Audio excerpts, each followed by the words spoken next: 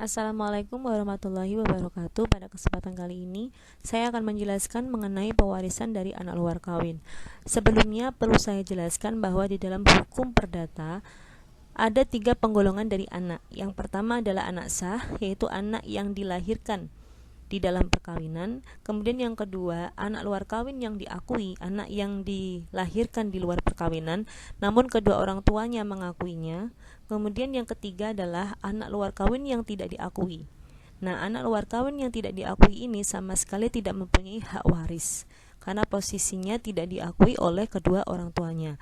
Tentunya posisi daripada anak luar kawin yang tidak diakui ini akan lebih lemah daripada anak luar kawin yang diakui di dalam hukum waris.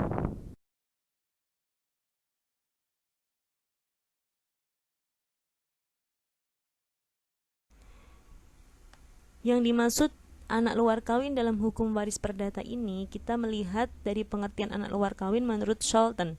Menurut Scholten, anak luar kawin di luar anak sumbang dan anak zina.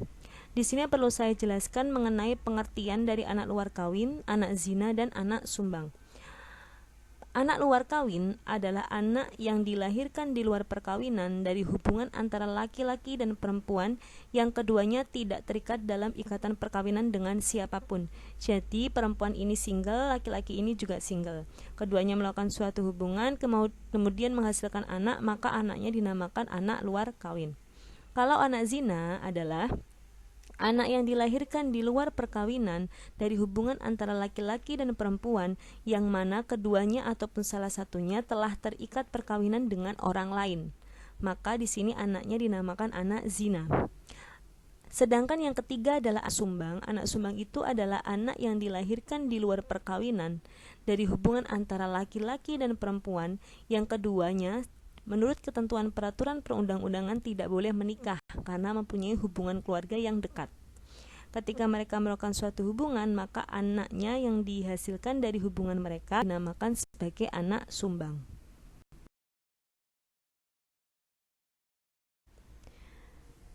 Di dalam hukum perdata, pengertian anak luar kawin ini diartikan dalam arti luas dan dalam arti sempit. Dalam arti luas, anak luar kawin adalah semua anak-anak yang dilahirkan di luar perkawinan, termasuk di dalamnya anak zina dan anak sumbang. Sedangkan dalam arti sempit, anak luar kawin adalah anak-anak yang dilahirkan di luar perkawinan yang bukan termasuk di dalamnya anak-anak zina dan anak-anak sumbang. Adapun anak luar kawin dalam hukum waris perdata yang dapat mewaris adalah pengertian anak luar kawin dalam arti sempit. Sehingga menurut hukum perdata yang dapat mewaris adalah anak luar kawin yang diakui di luar anak zina dan anak sumbang.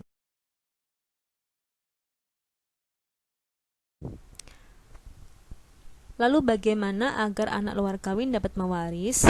Maka ada syarat yang harus ditempuh. Si anak luar kawin tersebut harus diakui secara sah. Dengan adanya pengakuan yang sah tersebut melahirkan suatu hubungan hukum antara anak luar kawin dengan si pewaris. Namun demikian, yang perlu digarisbawahi di sini adalah hubungan antara anak luar kawin dan orang tua yang mengakuinya bersifat terbatas. Jadi, hubungan antara anak luar kawin tidak meliputi pula hubungan hukum perdata dengan anggota keluarga yang lainnya. Jadi, hubungannya hanya terbatas dengan orang tua yang mengakuinya saja.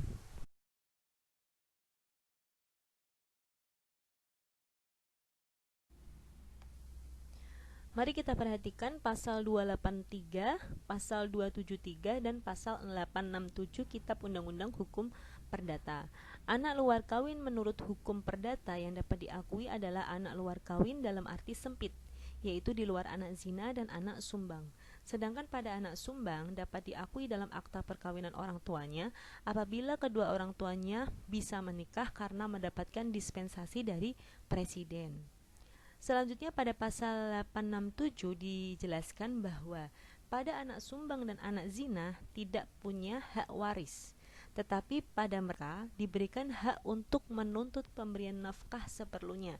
Jadi boleh anak zina dan anak sumbang menuntut nafkah dari kedua orang tuanya, namun besarannya disesuaikan dengan kemampuan bapak dan ibunya dan keadaan dari ahli waris yang sah.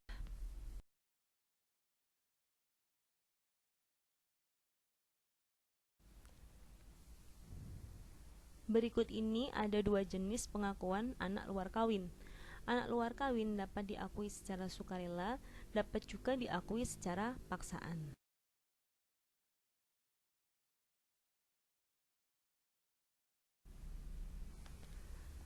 Pengakuan yang pertama adalah pengakuan anak luar kawin secara sukarela, yang mana pengakuan ini dilakukan berdasarkan pada ketentuan undang-undang bahwa ia adalah bapaknya atau ibunya dari si anak luar kawin yang dilahirkan di luar perkawinan. Dari pengakuan ini menimbulkan suatu hubungan perdata. Hubungan ini dapat dilakukan dengan beberapa cara. Yang pertama adalah dengan adanya akta perkawinan yang mencantumkan nama dari si bapak maupun si ibu dari anak luar kawin tersebut. Kemudian yang kedua, dapat juga dicatatkan pada akta perkawinan dari orang tuanya. Apabila kedua orang tua dari anak luar kawin tersebut menikah, maka anak luar kawin tersebut berubah status menjadi anak sah. Jadi bagian dalam hukum warisnya pun dia mempunyai hak waris yang sama dengan anak-anak sah yang dilahirkan dalam perkawinan. Kemudian yang ketiga, dapat juga diakui dalam akta autentik atau akta notaris. Kemudian yang keempat, dapat juga dicatatkan pada buku pegawai catatan sipil, kemudian diregister pada kelahiran catatan sipil.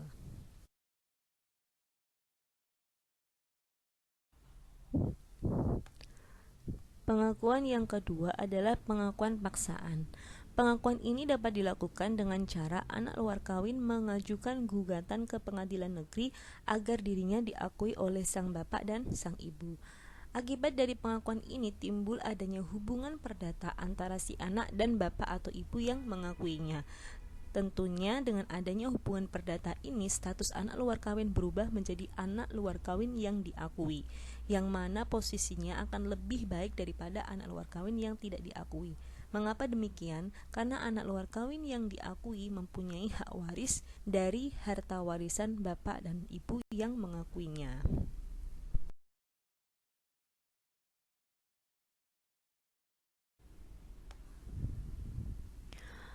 Berikut ini adalah beberapa akibat dari pengesahan anak luar kawin. Yang pertama, ketika orang tua dari anak luar kawin tersebut menikah, maka status anak luar kawin berubah menjadi anak sah. Tentunya dalam hal pewarisannya pun dia akan mempunyai bagian yang sama dengan anak-anak sah lainnya yang dilahirkan dalam perkawinan orang tuanya. Terus yang kedua, orang tua anak luar kawin tidak menikah. Ketika orang tua anak dari luar kawin tersebut tidak menikah, maka status anak luar kawin hanya berubah menjadi anak luar kawin yang diakui. Akibat pengesahan tersebut, ada beberapa batasan yang diberikan oleh undang-undang. Yang pertama, pengesahan anak luar kawin yang diakui tidak boleh merugikan anak sah. Artinya dalam hal pewarisan dia tidak mempunyai bagian yang sama dengan anak-anak sah yang lainnya. Kemudian yang kedua, pengesahannya sifatnya terbatas karena tidak berlaku terhadap para keluarga saudara lainnya, kecuali si keluarga tersebut menyetujui adanya surat pengesahan tersebut. Nah, berikut ini saya akan mencoba untuk memberikan contoh agar lebih untuk dipahami. Jadi, ketika kita melihat kasus dalam contoh satu ini, A meninggal dunia, yang mana sebelum A dan B menikah, mereka telah mempunyai anak luar kawin. Namun karena posisi A dan B kemudian menikah dan mengakui X sebagai anaknya dan mencatatkannya di dalam akta perkawinan mereka, maka status X ini sama dengan anak sah yang lainnya, yaitu A1, A2, dan A3, sehingga bagian masing-masing adalah 1/5. Karena ahli waris A adalah 5 orang, maka bagian masing-masing adalah 1/5 bagian. X sebagai anak luar kawin yang telah berubah menjadi anak sah, ia pun juga mempunyai hak yang sama sama dengan anak-anak sah yang lainnya.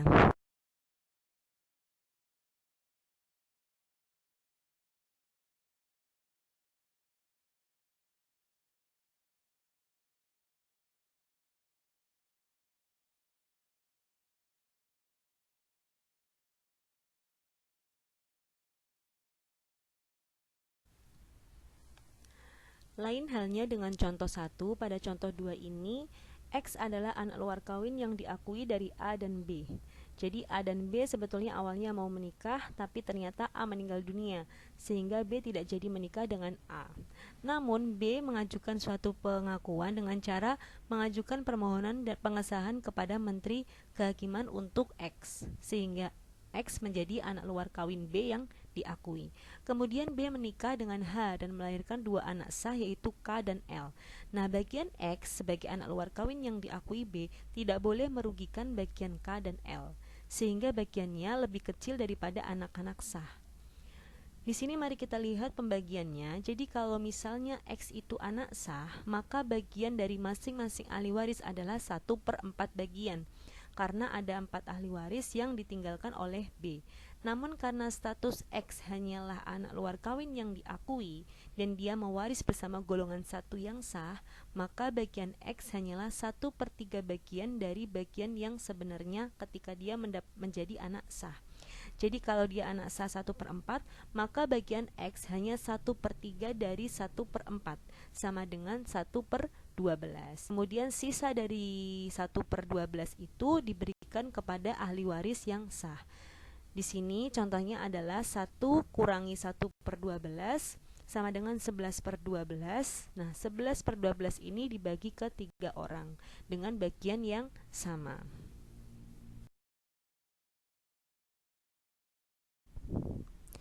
Di sini dapat dibaca mengenai hak waris aktif dan hak waris pasif dari anak luar kawin. Namun sebetulnya kedudukan anak luar kawin yang diakui sama dengan kedudukan ahli waris yang lainnya. Hal yang membedakan hanyalah bagian dari anak luar kawin tidak akan sama dengan bagian anak sah. Besarnya tergantung pada anak luar kawin tersebut mewaris bersama golongan berapa. Nanti akan saya jelaskan mengenai bagian anak luar kawin ketika mewaris bersama golongan 1, golongan 2, golongan 3, dan 4 karena bagiannya berbeda-beda. Setelah kita memahami mengenai pengertian anak luar kawin, di sini perlu saya jelaskan mengenai besarnya bagian anak luar kawin. Namun sekali lagi yang perlu saya tegaskan adalah di dalam hukum waris perdata, seseorang anak luar kawin yang diakui apabila kedua orang tuanya menikah, maka dia dapat berubah status menjadi anak sah, sehingga bagiannya sama dengan anak sah yang lainnya. Namun demikian, jika statusnya hanya mentok di anak luar kawin yang diakui, maka dia mendapatkan bagian yang berbeda dengan anak sah yang lainnya. Berikut ini besaran dari bagian anak luar kawin yang diakui. Yang pertama, anak luar kawin ketika mewaris bersama-sama golongan 1. Berapa bagiannya? Jadi golongan 1 adalah keturunan-keturunan yang sah dan juga suami atau istri yang hidup terlama. Ketika anak luar kawin mewaris bersama golongan 1 ini, maka bagian anak luar kawin hanyalah 1/3 bagian dari bagian yang sedianya ia dapatkan apabila dia menjadi anak sah. Misalkan pewaris mempunyai 4 ahli waris, 3 orang anak sah dan 1 orang istri, kemudian 1 anak luar kawin. Di sini kan berarti ahli waris pewaris adalah 5 orang. Jadi harusnya masing-masing ahli waris mendapatkan 1/5 bagian. Namun bagian dari anak luar kawin tidak dapat diberikan 1/5 bagian, karena hak dia hanyalah 1/3 dari 1/5, sama dengan 1/15. Setelah itu sisanya baru diberikan kepada ahli waris yang sah. Berikut ini adalah bagian dari anak luar kawin ketika mewaris bersama-sama dengan golongan 2. Seandainya anak luar kawin itu adalah anak sah, maka dia akan menutup golongan 2. Namun karena dia adalah anak luar kawin yang diakui, maka dia tidak dapat menutup golongan 2 karena bagian hak warisnya hanyalah setengah bagian. Setengah bagian lagi diberikan kepada golongan 2, yaitu orang tua dan juga saudara-saudara kandung serta keturunan yang masih hidup. Berikut ini adalah bagian dari anak luar kawin yang diakui ketika mewaris bersama-sama dengan golongan 3. Ketika anak luar kawin yang diakui mewaris bersama golongan 3, maka bagiannya 1/2 bagian dari mereka yang sedianya mendapatkan apabila dia menjadi anak sah. Jadi kalau anak luar kawin yang diakui ini adalah anak sah, seandainya dia adalah anak sah, maka dia akan mendapatkan 1 bagian dia akan mendapatkan seluruh harta dari si pewaris. Namun karena dia statusnya hanya anak luar kawin yang diakui, maka dia tidak bisa juga menutup golongan 3, karena hak warisnya hanyalah setengah bagian saja. Sedangkan setengah bagian yang lainnya diberikan kepada golongan 3, yaitu kakek dan nenek dari pancar bapak dan pancar ibu yang dibagi secara cloving. Selanjutnya, bagian dari anak luar kawin yang diakui ketika mewaris bersama golongan 4 adalah 3/4 bagian. Seandainya anak luar kawin tersebut adalah anak sah, maka dia akan menutup golongan 2, 3 maupun 4. Nah, karena dia adalah anak luar kawin yang diakui, maka dia tidak bisa juga menutup golongan 4. Karena di dalam aturan undang-undang, di dalam hukum perdata, dia hanya mempunyai hak waris sebesar 3/4 bagian. Sedangkan 1/4 yang lainnya diberikan kepada golongan 4. Golongan 4 adalah paman dan bibi, yaitu garis menyamping sampai derajat ke-6. Kemudian yang terakhir, apabila anak luar kawin yang diakui mewaris bersama golongan 3 dan 4, karena sebagaimana yang kita ketahui bahwa golongan 3 dan 4 dapat mewaris secara bersama-sama dengan syarat dari pancer yang berbeda, maka bagian dari anak luar kawin 1/2 bagian. Sedangkan bagian 1/2 yang lainnya diberikan kepada golongan 3 maupun 4 yang masih hidup.